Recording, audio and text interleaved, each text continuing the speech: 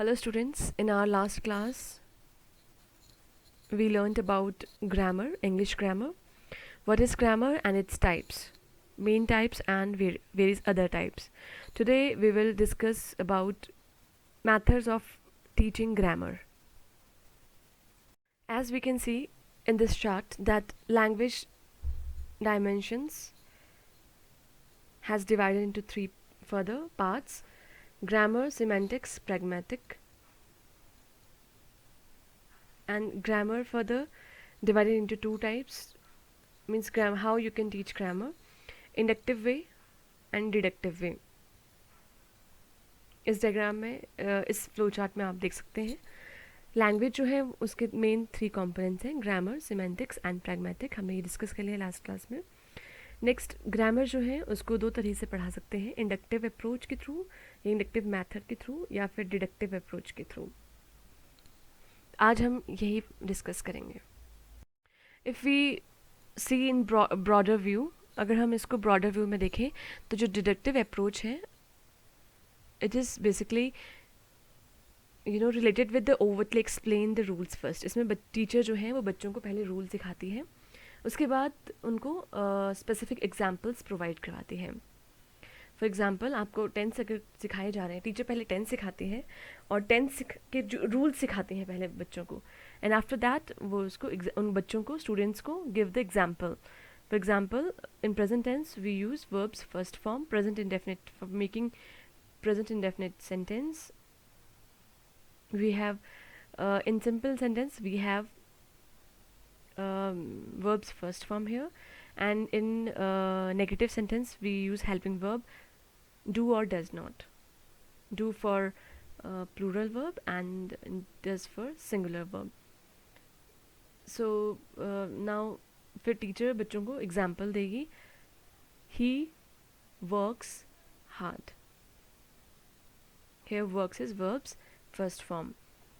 Then अगर हम इसका नेगेटिव बनाएं, he does not work hard. So teacher पहले बच्चों को डिडक्टिव अप्रोच के थ्रू ग्रामर जब सिखाती है तो बच्चों को पहले रूल सिखाए जाते हैं, उसके बाद उसके एग्जाम्पल सिखाए जाते हैं, उसको अप्रोच को अप्लाई करना सिखाया जाता है. इंडक्टिव अप्रोच में provide specific examples first, then ask students to infer, to deduce the rule. Inductive approach में बच्चों को डायरेक्ट एग्जाम्पल्स दिए जाते हैं एंड आफ्टर दैट बच्चों को रूल्स की ओर लेके जाया जाता है. बट फॉर एग्जाम्पल, बच्चों को कोई सेंटेंस लिख दिया बोर्ड पे और फिर उसके बाद रूल्स को बताना, एंड या फिर स्टूडेंट्स खुद इसको देखकर रूल बनाते हैं.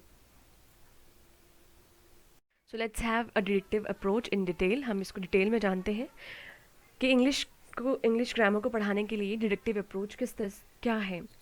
अ deductive approach, deductive teaching is a traditional approach. It is a traditional approach in which formation about target language and rules are driven at the beginning of the class and continued with examples. जैसे हमने English सीखी है initial stages पे, जब हम छोटे थे तो टीचर हमें पहले ग्रामर सिखाती है, पार्ट्स ऑफ स्पीच सिखाती है, noun, pronoun, verb, articles, tense, फिर उसके बाद हम सेंटेंस फॉर्मेशन सीखते हैं. This is deductive approach. And इसमें थ्री प्रिंसिपल्स पे ज़्यादा फोकस किया जाता है. According to Thornbury, three basic principles are there. Presentation of rules by the teacher. Teacher सबसे पहले स्टूडेंट्स को जो रूल्स है ग्रामर के वो बताते हैं. Secondly, teacher gives examples by highlighting the grammar structures. Then teacher makes examples और इंडिकेट करती है कि इसमें ये रूल्स अप्लाई हुए हैं इस एग्जाम्पल में, and structure, pattern, subject, object, verb इस तरह से बताती हैं. Then students make practice with rules and produce their own examples at the end of the lesson. फिर बाद में बच्चे खुद से सिमिलर एग्जाम्पल बनाते हैं. So this is very traditional method. Her teacher इस तरह से बच्चों को इंग्लिश ग्रामर सिखाते हैं. Okay, now let's talk about the advantages of the deductive approach of teaching grammar. क्या इसके advantages हैं इसके थ्रू बच्चों को ग्रामर पढ़ा के? This approach saves a lot of time of the teacher because a teacher here basically focus on the rules. Teachers direct बच्चों को रूल्स बताती हैं इसमें और एक एग्जाम्पल पुट करती हैं. Next, it makes the teaching a smooth process. It is a very easy process on the part of teacher.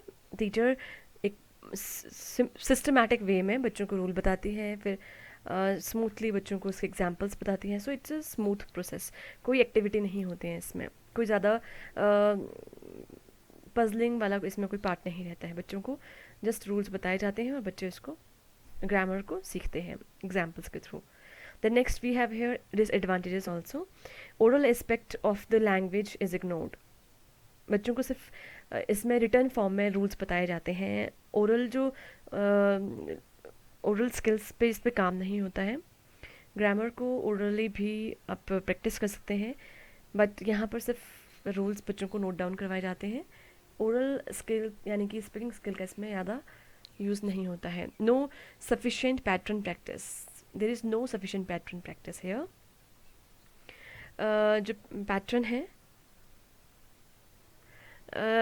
उसका ज़्यादा प्रैक्टिस नहीं होता है. बस टीचर बच्चों को रूल्स बताती हैं. Teacher give the rules for the students and they just cram it and they just make sentence. Not interesting and creates a dull situation in the classroom. So it is a very boring type of teaching grammar or approach teaching grammar, because here teacher just writes on the board the rules whatsoever she or he is teaching. इसमें board पे teacher directly जाके बच्चों को rules board पे लिख देती हैं और उनको बोलती है this is the new rule for this particular topic of grammar. फिर बच्चे उसको देखकर टीचर ने जो एक एग्जांपल सेट किया है और ग्रामर का, उसको वो बच्चे नया एग्जांपल अपने नोटबुक में बनाते हैं. सो रूल्स को ब्लैक बोर्ड पे देखना, समझना और नोट डाउन करना, ये पूरी तरह से डल, उनमें कोई क्रिएटिविटी नहीं आती है. वो बोरिंग फील करते हैं बिकॉज टीचर डोमिनेंस यहाँ पे ज़्यादा होता है. टीचर ही इस पे लीड करती है. हर टाइम टीचर बच्चों को रूल्स सिखा रही होती है, बच्चे चुपचाप से बैठकर रूल्स को फॉलो कर रहे होते हैं और सेंटेंस बना रहे होते हैं और लर्न कर रहे होते हैं रूल्स को. Next is does not provide any sort of synthesis between thought and expression. There is no sort of synthesis. जो बच्चों ने सोचा और बच्चों ने जो सोच के कुछ एक्सप्रेस करना चाहते हैं, इस तरह से इसमें इस तरह का कुछ भी कार्य नहीं होता है. दे डोंट एनालाइज एनीथिंग और they don't synthesise of the rules, and they are not free to make any new expression of thought, the similar thought. But they have to cramming the rule. उनको rules को cram करना है, याद करना होता है, और जो बच्चे हैं उसको रूल्स को याद करके एग्जाम्पल्स बना रहे होते हैं. This is the way how teacher teach through deductive approach. So next we have here inductive approach, an inductive approach of teaching grammar, English grammar. So Neon in 1999 identifies inductive approach as a process where learners discover the grammar rules themselves by explaining or examining the examples.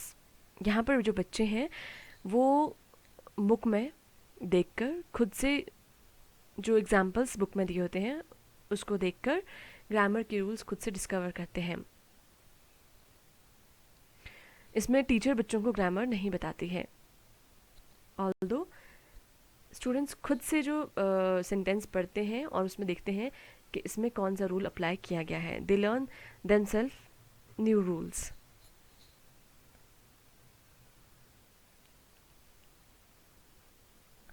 And वो जब नया rule, for example जो उनकी reader book होती है, text book होती है, उसमें बच्चे कोई भी लेसन पढ़ते हैं, उसमें वो सेंटेंस मार्क करते हैं और उसमें वो देखते हैं कि इसमें कौन से रूल अप्लाई हुआ है, और वो ग्रामर की बुक की हेल्प लेते हैं. They can take help of grammar book और दे जस्ट एनालाइज देमसेल्फ कि यहाँ पर क्या रूल अप्लाई हुआ है, and after that they create new their own examples. और we can say that it is activity based approach. Students learn while activity or learning by doing or learning by himself. Or we can say that this inductive method is based on discovery learning, discovery of the rules. For example, teacher being a teacher, आप बच्चों को जो grammar के rules हैं वो किसी object की सहायता से एक्टिविटी के थ्रू सिखा सकते हैं। डायरेक्ट बच्चों को ब्लैक बोर्ड पे रूल्स नहीं बताने हैं। इस मेथड के थ्रू आप बच्चों को ऑब्जेक्ट्स के थ्रू या किसी और तरीके से एक्टिविटी के थ्रू बच्चों को रूल्स बता सकते हैं। For example you can see in the picture, आप बच्चों को एक एप्पल दे सकते हैं और उनको होल्ड करने को बोल सकते हैं। You can say this is an apple for one Apple. फिर आप सेकंड बच्चों को, दूसरे बच्चे को 2 एप्पल या 3 एप्पल दे सकते हैं टू होल्ड देम, पकड़ने को बोलते हैं हाथों में। देन आप बोलते हो दीज आर एप्पल्स, ये बहुत सारे एप्पल हैं। So you can differentiate the 2 sentence और students will make understand the difference between 2 sentences. So they learn themselves. Let's talk about the advantages of inductive method. यहाँ पर जो बच्चे होते हैं they are very engaged, they are busy or engaged in teaching learning process with facilitating skills. जो learners हैं वो new objects को देखकर, न्यू एक्टिविटी को करके थिंग्स को जनरलाइज करते हैं। They generalize the rules and then they get the rules. इसमें जो लर्निंग है वो बहुत इंटरेस्टिंग बनती है बिकॉज लर्निंग बाय डूइंग होता है। यहाँ पर first they experience the thing then they come to the rule. पहले बच्चों को एग्जाम्पल कोट किया जाएगा या बच्चे एग्जाम्पल्स देखते हैं, उसके बाद बच्चे खुद से रूल क्रिएट करते हैं। They will see first an apple, then 2 or 3 apples, then they will create the difference और उनको फिर समझ आएगा दोनों में डिफरेंस। इस तरह से वो रूल बनाते हैं ग्रामर में। High order thinking is also developed. उनकी जो इंटेलेक्चुअल डेवलपमेंट इसमें ज़्यादा होती है। एनालाइज वो अच्छे से कर पाते हैं इसमें। Generalization requires analytical thinking which is very helpful in this grammar or inductive method of teaching grammar. Next, let's talk about the disadvantages of the inductive method. इस तरह से ग्रामर को पढ़ाने के क्या disadvantages हैं inductive method के through? It requires more time and so less subject matter will be covered. Obviously, if you are teaching your student or student are learning themselves by using with the help of subject matter or object, they will for making activity or learning by doing, it requires lots and lots of time. So it will take too much time to give them so many grammar rules. आप उनको बहुत जल्दी grammar rules, सारे grammar rules को inductive approach के through नहीं सिखा सकते हैं। इसमें बहुत टाइम लगता है एक रूल तक पहुंचने के लिए। एग्जाम्पल या ऑब्जेक्ट से लेकर कंपैरिजन करके, एनालाइज करके फिर आप रूल बनाने को अगर बच्चों को बोलते हो तो इसमें बच्चे बहुत टाइम लेते हैं। जनरलाइजेशन इसमें होने के लिए टाइम लगता है। It demands expert facilitating skills on the part of the teacher. Teacher को बहुत स्किलफुल होना यहाँ पे ज़रूरी है बिकॉज बच्चों को इंडक्टिव वे में ऑब्जेक्ट या फिर किसी सब्जेक्ट को दिखाकर एक्टिविटी करवा कर सिखाना is a quite difficult job. और सबसे बड़ी बात ये है, although big challenge is that no every individual student is capable of generalizing. Inclusive school आपने पढ़ा है, so where there are so many challenges in the classroom, so it is quite difficult method of teaching, which is inductive method. Depends on the mental level of the student, and no two student or not every student is be able to generalize the things in the classroom on the same time, the same way. You can compare the both method or approach also. Deductive method and inductive method.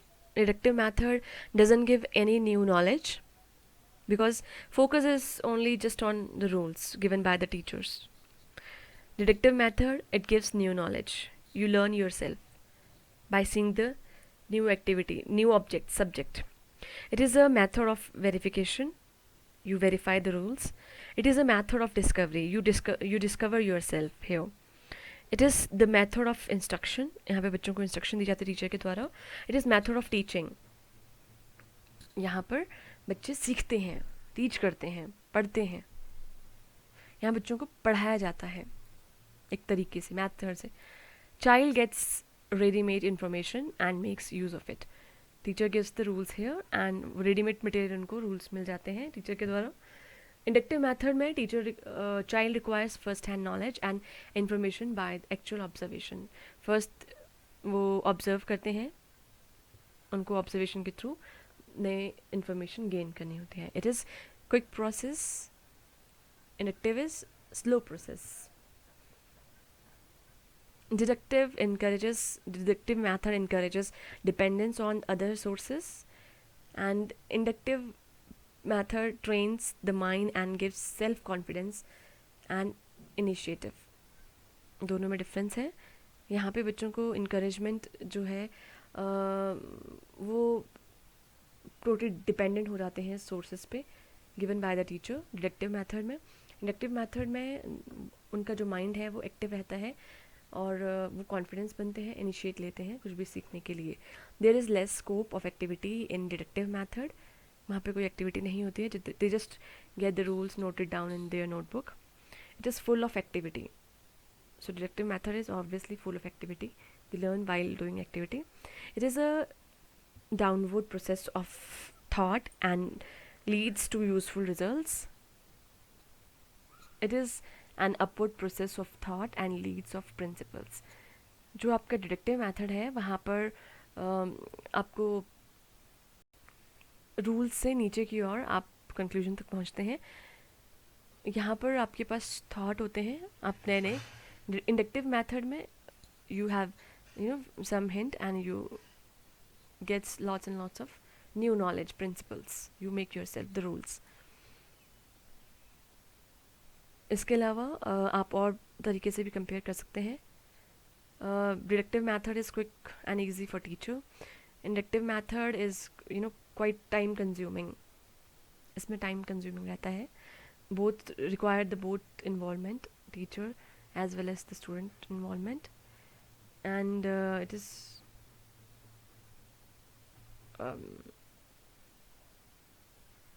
it is quite difficult. Inductive method is very difficult method because here rules are given. Difficult grammar points has to be presented and explained by the teacher, and it is not in the mother tongue. But in inductive method, grammatical rules or things are taught while activity in applied form करके सीखते हैं बच्चे। Prefers यहाँ पर inductive method में specially जो old learners हैं उनके द्वारा ये प्रेफर किया जाता है।